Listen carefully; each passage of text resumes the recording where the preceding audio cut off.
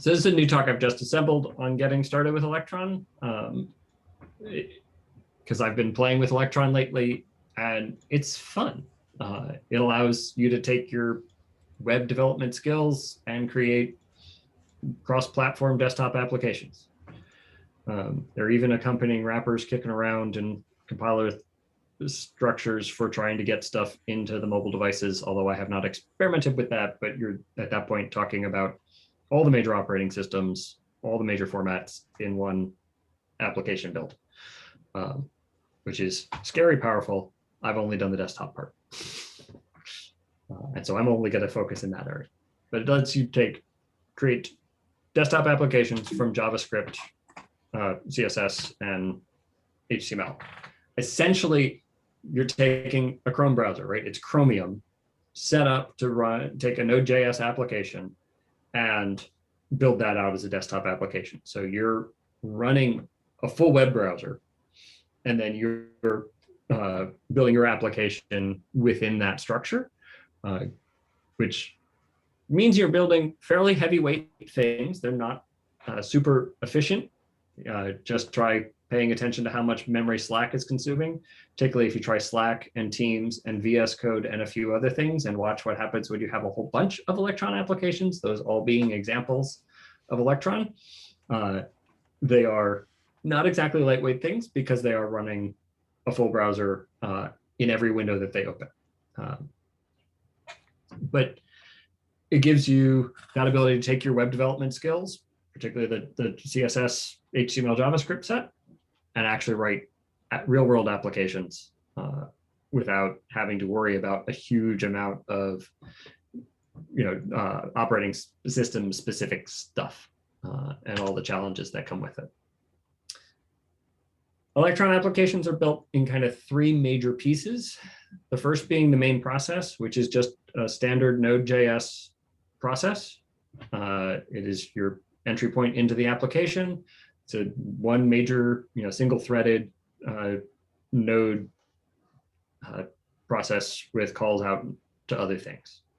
Looks just like any other node application, except for you create windows. So you can create a browser window, and that is what is referred to as your renderer thread, and that's the piece here out in green, and that's just HTML, CSS, and then JavaScript running in that renderer context within the window, and that looks a whole lot like the JavaScript you'd write for any other web page because you're in a web browser. And then in between those 2 points sits the preload script, and it serves as a bridge to get data from your original application out to, or from the main process out to the HTML, and it provides you some filtering so that when you do inter-process communication back and forth, the preload script helps you prep for that so that it is relatively secure and relatively limited what's going back and forth. But it's primarily there to boost data from the main process and everything within Node out to your renderer, and you should do so with some care. So the main process is often, at least initially, fairly simple. All you're doing is creating that window and getting the window spun up. And if your application is at that point primarily focused on being a standard, you're taking your web application and bringing it in to a desktop application, it can really be pretty close to just like, go spin me up a window and I'm going to do some stuff in it. And so you just find the window, you've got the preload script there on line 11 that you're defining, and then you tell it to load an HTML file into that window. And it takes over from there. But in this main process, we do have full access to all of Node. So it's a standard Node application at this point. We then fire that preload script that's going to serve as that bridge. And this is from one of their boilerplates. And if you're paying attention, it's just grabbing a couple of variables off the process object and creating a context listener for when the page is loaded to provide those variables. You could also just attach them to the window. You have full access to the window object at this point, and you still have full access back to Node.js. So you're you're beginning to be sandboxed, but you're not yet fully sandboxed in, and you're able to pass things through. Again, that should be done with some care because it matters what you pass across. If you start passing over objects that can do evil things back on the operating system, you've exposed them out into the outer world.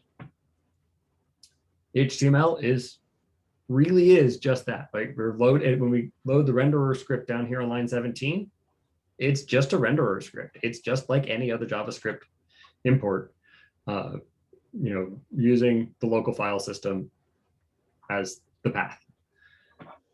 If you were paying attention on that previous page, it created, it's targeting these spans so it can replace values and drop in the versions again. So those variables were prepped in the preload script so they could be displayed here in the final. And then in this particular example, the renderer is not doing anything, but then you have a render script, full UI. You are now, ought to be now isolated from Node. You should no longer have full access back unless you've turned on this node integration mode it refers to, and I'll talk about that in more detail a little bit. But you've passed across whatever you need, and now you're up and running. You can do whatever you want in your UI.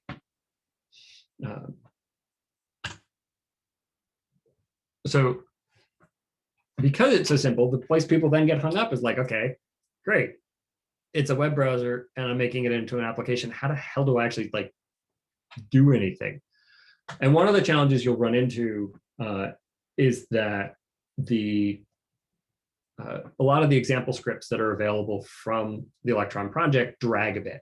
They make significant upgrades. Particularly, they've been tightening security a lot in the last few versions.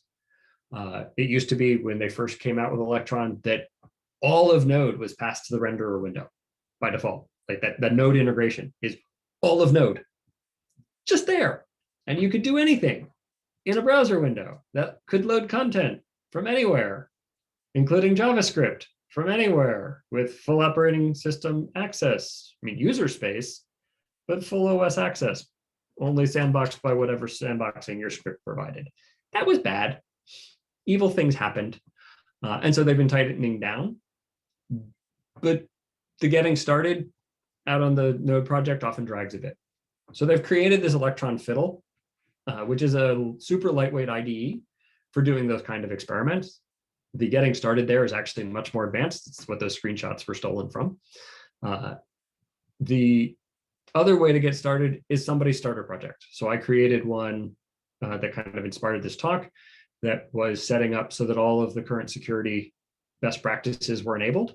And it's otherwise pretty unopinionated. All it does is set up for best practice security, and then it doesn't impose anything. I don't even have any ESLint standards set, so you can set your own code standard and move forward as appropriate from there.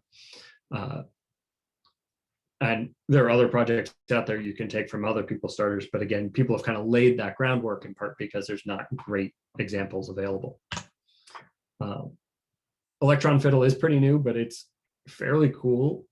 Again, you have the ability to, it'll give you those initial scripts. Again, these should look pretty familiar based on the screenshots we just walked through. It also is providing those descriptions. You can run the application right from there. You can change out what version of Electron you're doing. It's got a console. It'll also publish as a GIST out to GitHub, or you can spin it off as a more complete file structure and get your project started. It is not, however, right, there's no file explorer here. There's no structure being provided, none of the rest of what you need to really be running a full application. So a full project is really hard to start from here because it's so bare bones, but it is a little better than some of their other starters because you can actually get up and running. And we'll look at it when I get to demos in a minute. It also provides a lot of example code that you can look at and leverage. The other then is to be grabbing a starter project. And again, I'll dig into my starter here in some detail. It was inspired by some other folks who were doing similar things, but lots of them are very opinionated. If you agree with those opinions, that's awesome. Obviously, they're generally open source, so you're free to change your opinion. But I wanted something that was unopinionated so I could get started. And so that's out as a template repo out of GitHub. So you can just spin a new repo right off it instead of having to fork it and actually clean up. It actually gets the use template button and you can actually use it and create your own repo for your own project. And it does provide not only the best practices of security, but also the framework for the node package file and those kinds of things. So in my starter, and in most starters, because it's what you need, we've got the main.js that creates a default window. It's going to disable the insecure features and handle a few niceties like stopping some of the basic browser behaviors. So your user can't just wander off in your desktop application and suddenly be loading web pages from wherever. And I also set up inter-process communication because it's not super well documented how to do this securely. That because it's been a relatively new security rollout, there wasn't really any documentation when I did it. I was kind of stumbling through half-baked stuff on Stack Overflow and partial documentation of the new libraries, but no example code. So you see when you open mine, we've got all the node integration versions disabled so that you're not getting node itself out in those windows. You're only getting a more traditional JavaScript sandbox to a browser. And they've continued to crank up the isolation. So there was context isolation to keep windows separate. And then they noticed there were some leaks in that. So they added the world safe JavaScript execution to make sure all your variable spaces stay independent. The remote module was an early attempt to replace node integration by creating a module that allowed you to make a remote call, an inter-process communication, an IPC call back to the main thread by handing over a remote object. It turned out that was both slow and insecure. And so you'll see, again, lots of examples on the internet of how to use that if you go looking around. But I promptly disable it because it's no longer best practice.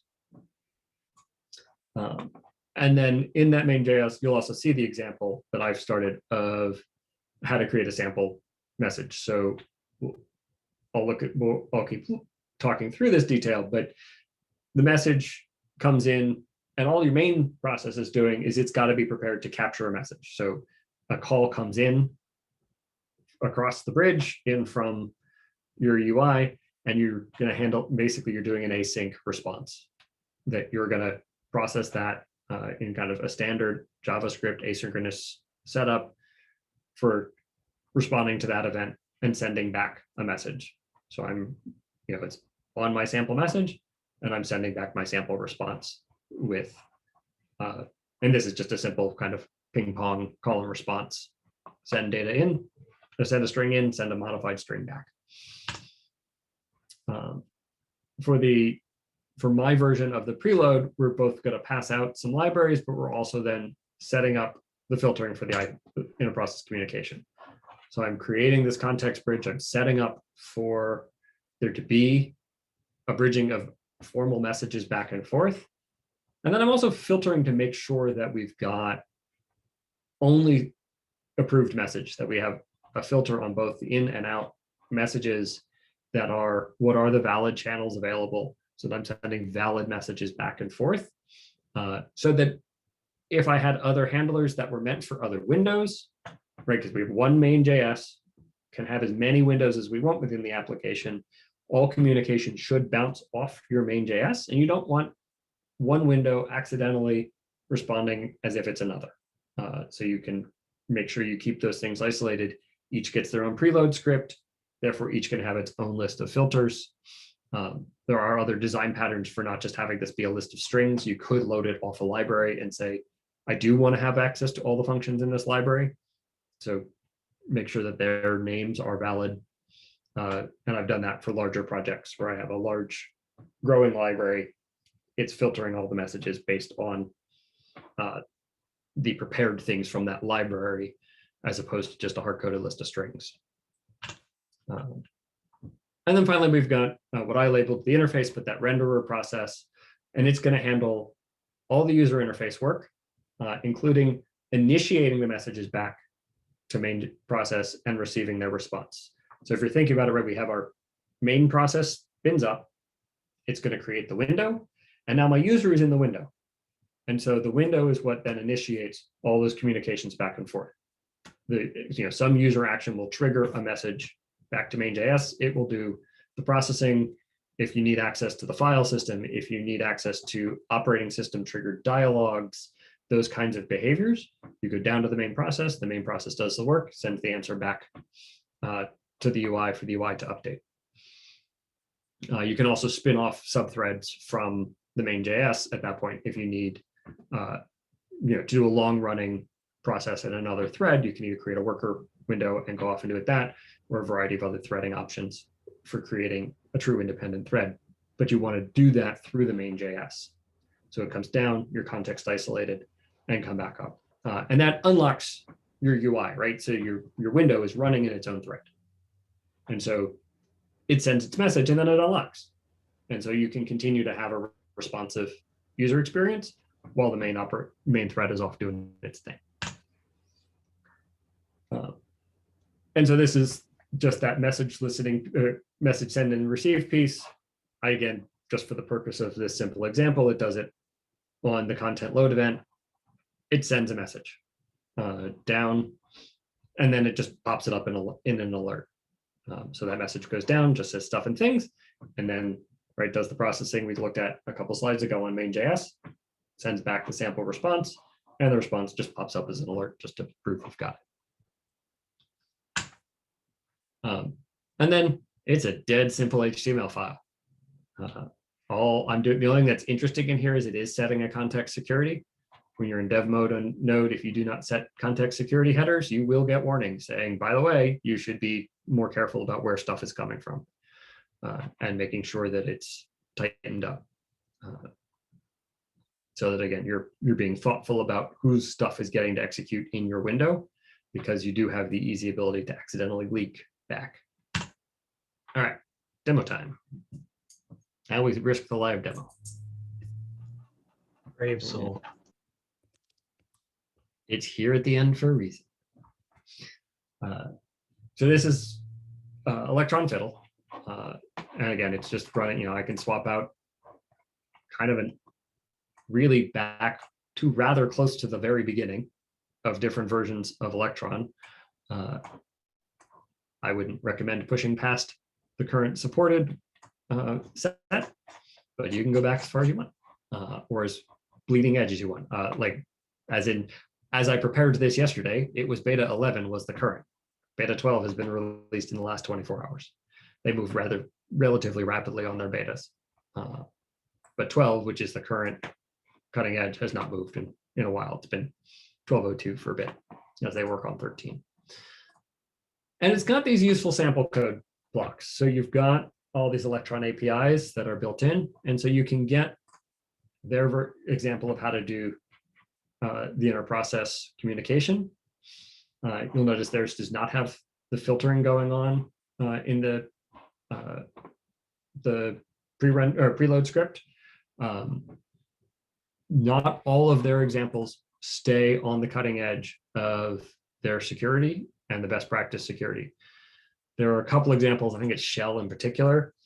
They've actually still, they're reactivating node integration so that you can have access to the Shell library out in the renderer thread. And you're able, right here, I'm able to require anything out of node. So be somewhat careful if you're using these examples. They are very useful for figuring out certain things and getting used to it. But anytime you're seeing it re-enable that node integration, be a little bit cautious about whether or not that's really the best way to be doing it at this point, or whether there's a better solution that they just haven't updated their example code from. But this is for the example of setting up a dialogue. We're doing nothing in the renderer, this particular one. As soon as when you go to start the application, before the browser window opens, it stops and pops a file dialog from the operating system. So it's just the OS's open dialog. And they're abstracting out all the issues about dealing with Windows versus Linux versus Mac. Get your file back.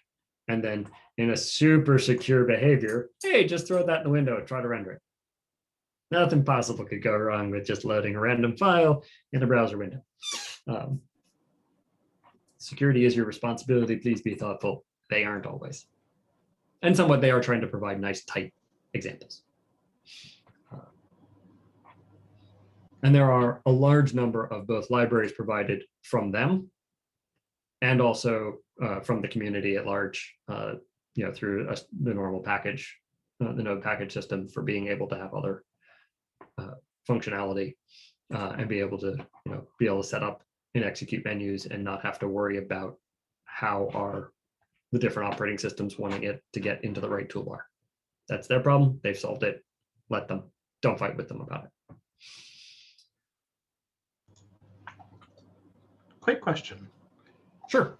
Is it fair to think of the preload, main, and renderer as something of an MVC framework style paradigm? It is a way to do it. It's not quite right because your data model is not really well handled that way. In particular, like you've got a good way of doing the view and controller pieces, but the main really is your controller, and so you're going to need a data model abstraction on top of that, for which Node provides them. Like I'm actually working on a project in one of my side projects is building is a database related project, and so there are Node packages that are for database modeling. And so you can bolt that layer in just fine. The analogy I tend to encourage people to think about, particularly web developers, is actually just more the server client, right? You've got your standard web client interface running in the window, because you can just load a JavaScript and all the required libraries. Heck, you can load them remotely if you want. You don't have to disable all the stuff that does that. And then the main thread can act as your server. And you can actually, I've seen it done. I don't quite know why I'd want to do it, but you can actually get Express to run inside your main thread. And so you can really do mean development inside of Electron.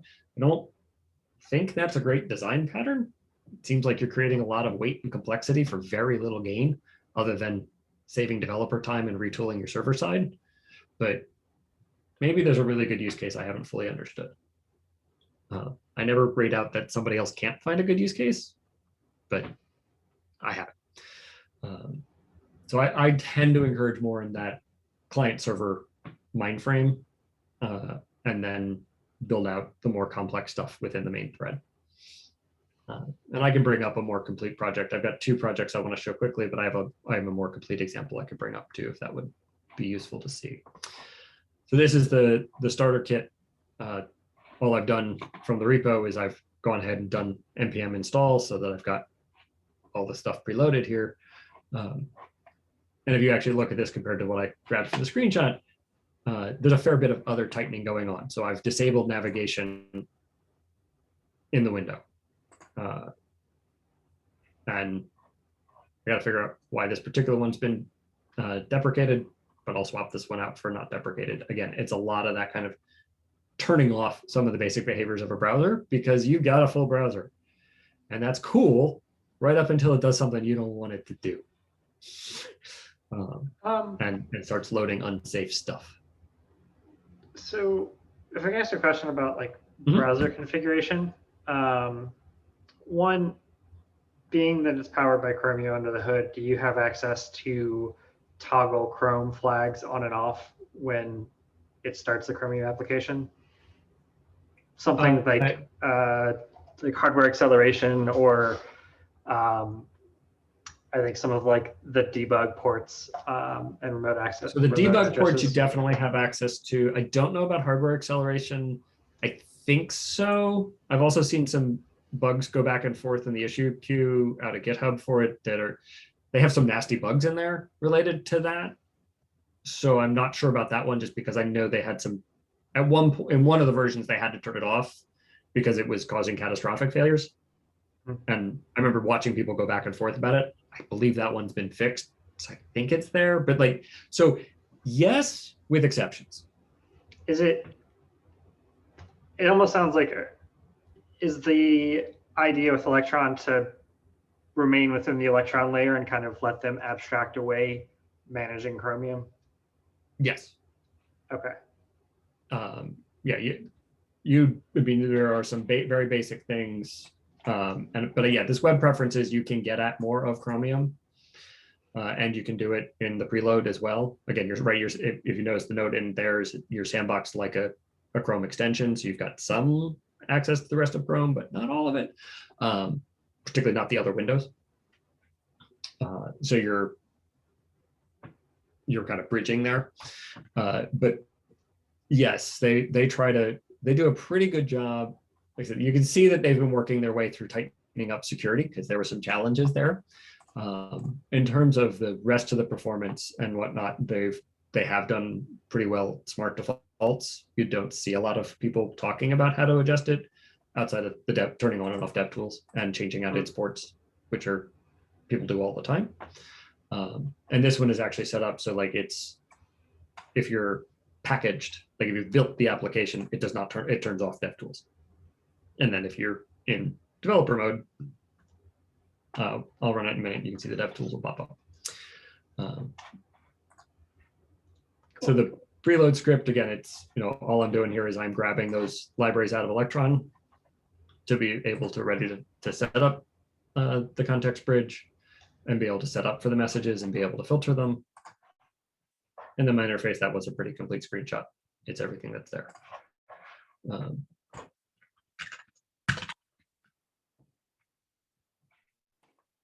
And it's on the wrong screen. There we go. So that's super exciting. My message was to send stuff and things, and the main process appended the interface sent message to main, and it popped it in an alert.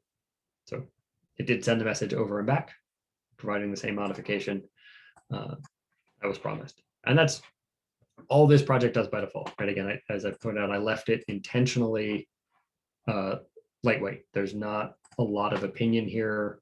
It's pretty much the minimal set of tools. My strongest opinion is you should have ESLint, but I didn't tell you which standard. You should lint your code, people. Be consistent with your team. But I don't actually care what you lint with, just do it. To go one step further out, I have a second template project that I use, which is more opinionated. So folks who haven't noticed, I do some Salesforce work. And it's nice to be able to have applications that run against the Salesforce API. And that's actually kind of how I got into Electron, was like, I just want to be able to have a little API tool and that knows all about Salesforce. And gee, there's this JavaScript library that knows all about Salesforce and all of the crazy Salesforce APIs.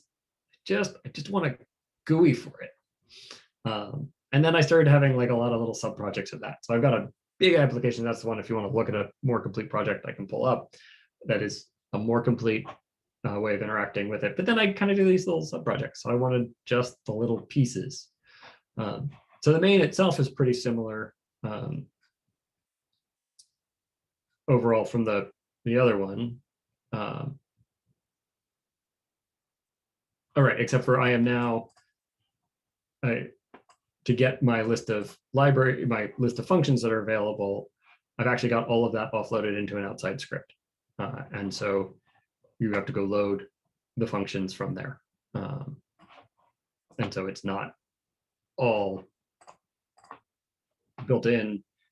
All of my handlers are out here in the Salesforce calls function library. And so you just add other functions and it will add other capacity to this system. When we run this one, and this one also is more set up in that it actually has interfaces set up for VS Code. I can just hit the button. But I've already got in place, just pulling from Bootstrap. This is just a Bootstrap subtheme. And so I've got all of the basic browser-based stuff that you can grab from Bootstrap for being able to have a pop-up window and a connection button. As I mentioned before, we've got the dev tools. They popped up on my other screen. This one also has a little console window, so that all the stuff you do with Salesforce ends up logged here. So as you go back and forth with Salesforce, all of your little API stuff can get recorded and you can take a look at it. And again, it's all relatively tightly packaged, that I don't have to think about how do I get a dialogue to work on this operating system with this set of behaviors. It's just a UI, it's just Bootstrap. And so it's just, give me a modal. And you could use any other set of libraries, right? Any other, Bootstrap certainly has its advantages and its disadvantages. I use it because I'm lazy. If you have another one you love, there's probably somebody who's built support for it. There's folks who've got React and all those other fun libraries available to you to run in your interface, and you can have it build out and compile for it. That was going to be one of my questions, actually. So you can use Node and React, etc. Do you have to use any libraries at all? Could you just use Vanilla.js? So you need Electron. Yes. But yeah, you could in your interface. Yeah, you just use native.js. You're just in a browser. So if you want to do it all in native.js, do it in native.js. Like there's no React. There's no jQuery here. Just document window. The API library was handed in because of that. Is what makes API available at window.api. So yeah, it's just a browser window. You can run JavaScript. It's Chrome, so you run it within the current restrictions of the current Chrome. And if you stay cutting edge with, they don't move the major Chromium with the major Electrons. So 13 will be released with whatever is the current long-term support of Chromium when 13's done. 12 will stay at whatever its version was. I don't pay enough attention to Chromium versions to know. So you have to target native.js to that version of Chromium. And that is documented. They do have a list you can just go look up to say, oh, okay, I'm on this version. So I have these features available. And then you're running whatever your local node is. So, the versions of JavaScript that are supported by that version of Node. You can be very cutting edge if you want.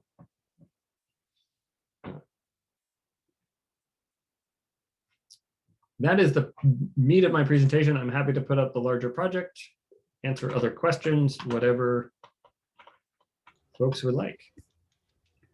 I have so many questions now. One, who's a good boy? He's upside down at the moment, actually, over there. Oh, Being a good boy. He's a good boy. So we're talking about NPM, which is great and wonderful and also kind of a curse, with some of the dependency trees and some of the opinions that people in the Node community have about what should and shouldn't be in a library. Yeah, it loads a few things. Yeah, it does. I'm thinking back to the NPM package to, remove white spacing that got taken down and broke half of the internet.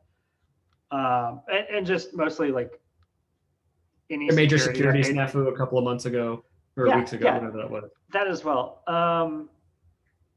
How does that play in with packaging versions of your app? When you package up an exe or a full package, are the node dependencies part of that, or is it something it tries to pull in runtime? No, they're preloaded at compile time. And it is, so you are when you get a Slack, a Teams, VS Code, Atom, I don't remember, there's some others that are major things that we all are familiar with. They are loading, right? I mean, Microsoft could not release Teams allowing it to load JavaScript at runtime. Even before the security snafu of like, oh, gee, why is it that NPM is loading private libraries from public repos? Oops. Microsoft security team, the GitHub security team, they weren't going to let that go with, installing it at load time. So they are preloaded in the executable. Electron also provides full support for providing automatic updates and running it through the package store or through the app stores, which again have to pass security screening by the app store providers. You have to be to do that. You have to be a registered developer because you are at that point running in the app store of Microsoft or Apple. So to get automatic updates working, you have to you got to pay the fee. I have not experimented with that because I'm not a registered developer anywhere. And so I don't know this, but they're there. And again, that's how Teams and VS Code and all those things are running it, is through the same pipeline that's available to anybody making an Electron app. You just have to be registered. Yeah, there's a lot of stuff. They put a lot of stuff in for kind of real enterprise application management that's just kind of there. And the first time I set a project up to be able to build it as an executable, like I put it up as a Hacktoberfest issue on one of my projects. And it was one of those, like somebody put like 3 lines into my package JSON. Like, here you go, you're done. Like, wait, really? Like that's all it took?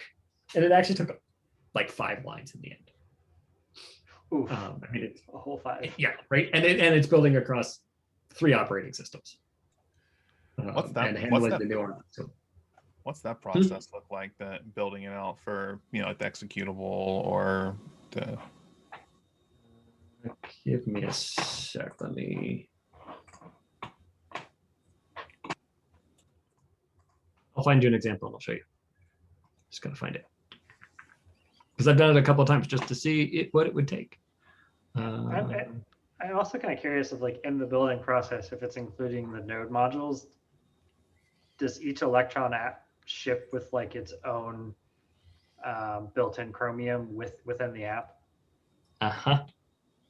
There's a reason those things are heavy. That makes sense. Slack and VS Code are big for a reason. Oops. I found it, and then, all right, you know what, just give me a terminal right here.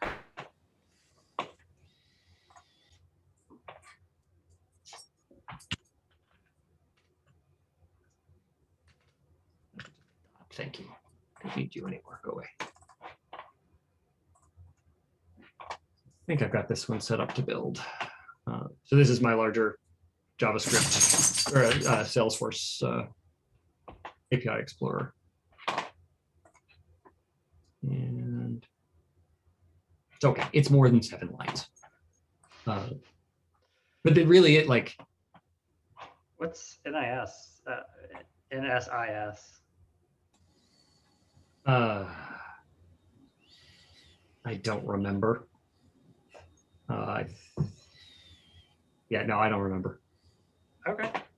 That's totally fair. Like I'm cool. Like OSS, DMG, I'm there with you.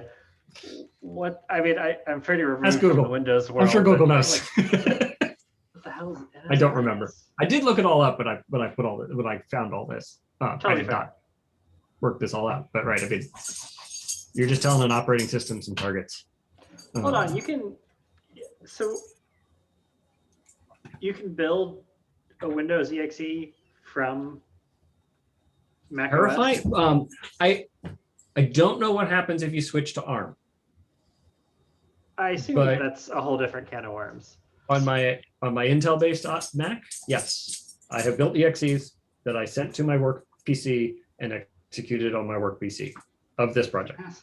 Fascinating. And like this, like if you think about installing software on the Mac, like what it's giving you is how big do you want that window to be to pop up in your DMG where you drag your application to the application folder? Like that's what this is. So you are getting operating system specific stuff, but it's like, right, this is for dealing with going across multiple operating systems, I don't think I've run into anything this lightweight. Yeah, I mean it beats the last thing I tried to compile with GCC for sure. Um, That's and yeah, cool. it just kind of builds, and all the artifacts just kind of appear in your distribution folder. And yeah, there it is. Right, built it for Windows, Mac, and Linux. That's super cool. With just, yeah, like I said, when I first put this out there, I was like, this has got to be really hard to figure out.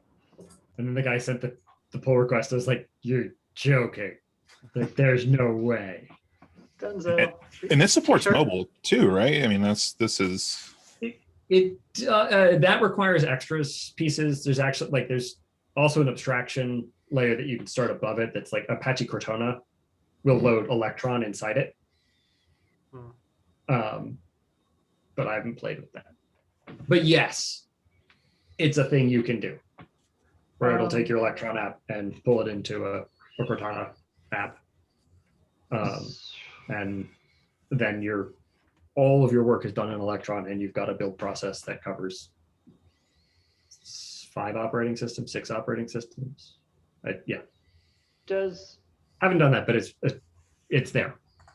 Does Electron have access to like Windows and like Windows native APIs as if it were like, I mean, Windows or Mac really, does it have access to OS level native APIs? You can. Most of them are abstracted through things like that dialog window example we saw earlier. There are a few things that are pretty standard boilerplate for like, how do you deal with the different processes or different operating systems having different assumed behaviors when you close the last window. So right, like right.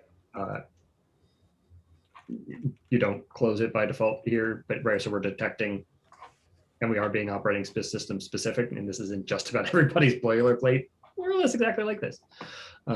It's really old boilerplate code from the project. And so the process does give you more access to the platform itself. And then there are node packages that give you even broader operating system specific stuff if you have a desire to be operating or need to be operating system specific.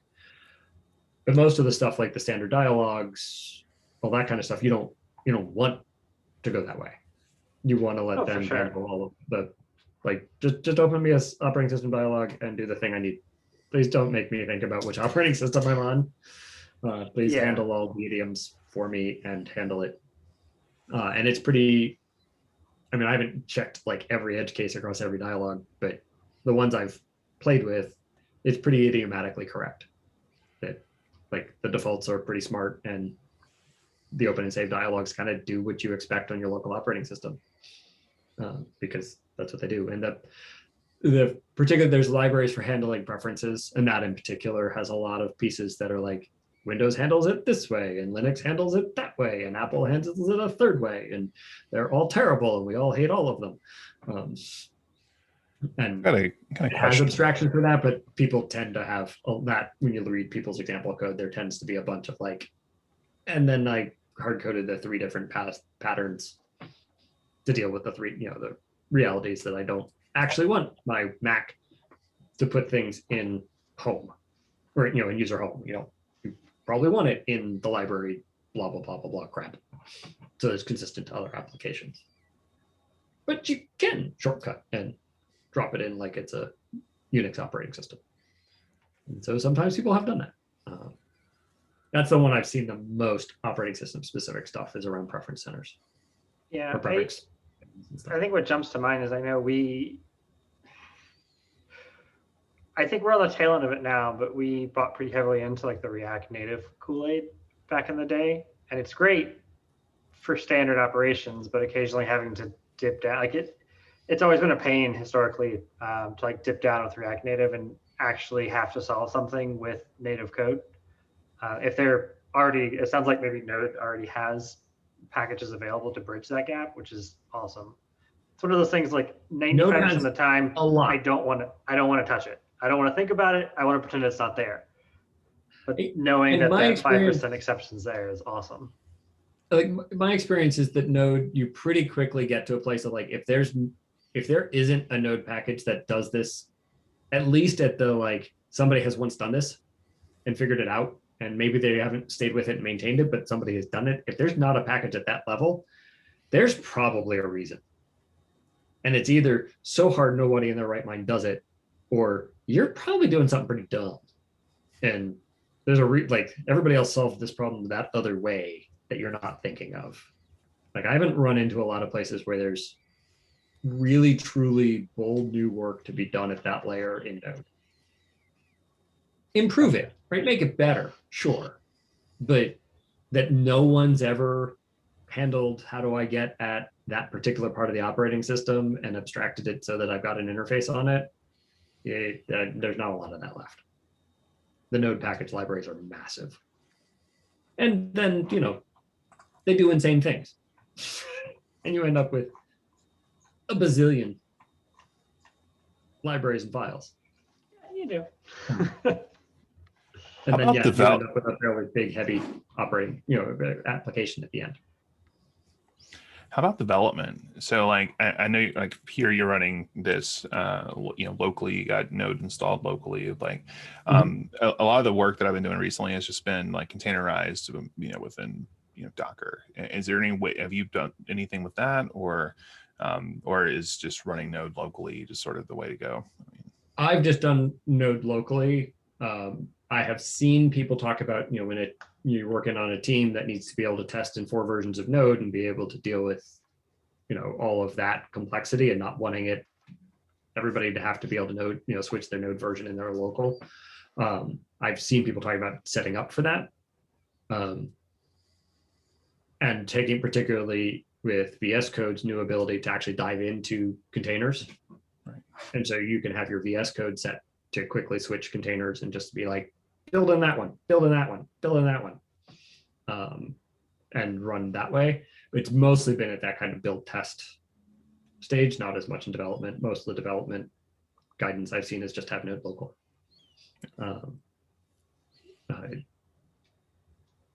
I keep saying these are somewhat heavy applications, and they are. You'd have to be super heavy in what your processing is before you're going to have a speed issue that you're going to benefit from having a remote system.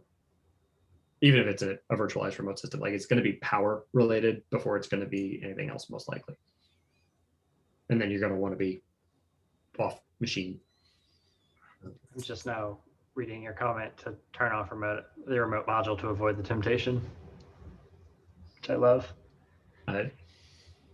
Yeah. And some of these things are also now defaulted. Like when I first set these, both Node integration and remote were on by default. But right, like you just didn't have to use remote, and then it wasn't a problem. But I turned it off to avoid it, and then it's now default off. In 12, both of those are defaulted to off. You have to turn them on now to get them back. And then I'm sure and some of these things are coming into, like, I think context isolation is in 13 and world safe will be 14 as the default. Like they are cranking up their defaults. So increasingly these are less and less important. But I also like the transparency of like, hey, this feature is still there. I just don't use it. Nice. And you shouldn't, because they allow you to do bad things. And if you turn them off, you don't get tempted. Like remote used to be really tempting. Like I wrote it all with remote. Oh crap, I shouldn't use that anymore. Oh, but it's so convenient. I could just have remote access to all of Node. Oh, sure. It just both was super insecure and it turned out super slow because of how they were handling the actual handling of things back and forth. They were using proxy objects and other complexities that you just don't need. But they had envisioned it as providing security. And then we're like, yeah, no, actually turned out better security researchers dug deeper into those and doesn't. There was a way around your security. Whoopsies.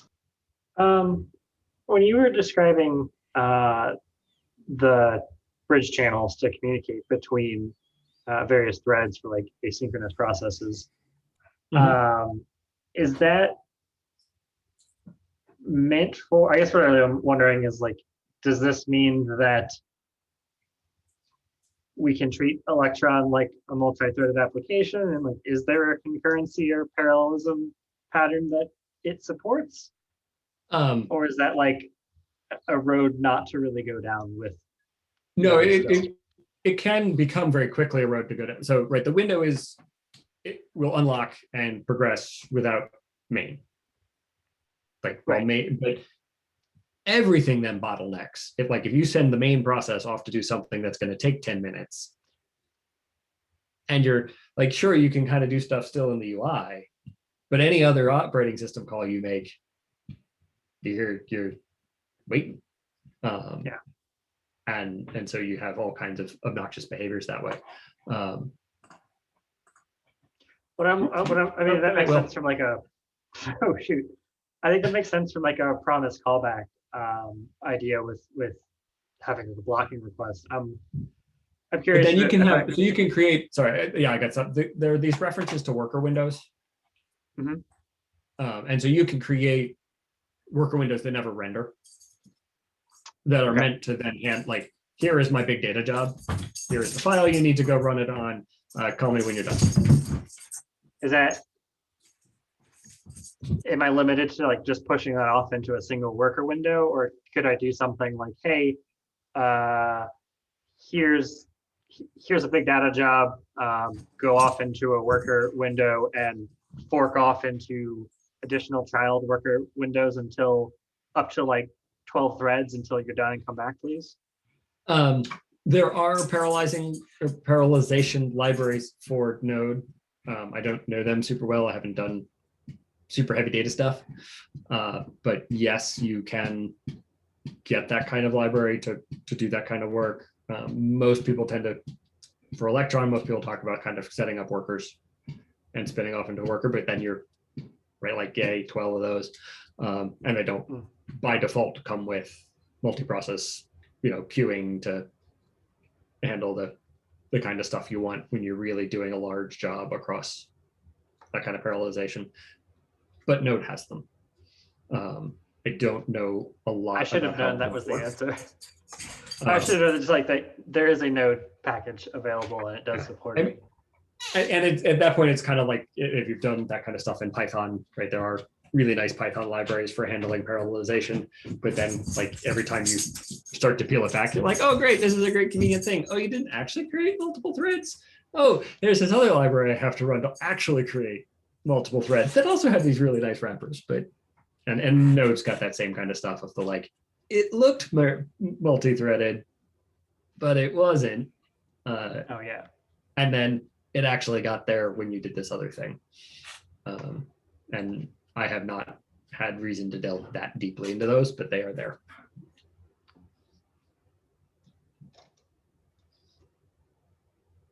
What other questions can I answer for you? Or I think pretend? that's all I have. That's all the questions that I've got for now.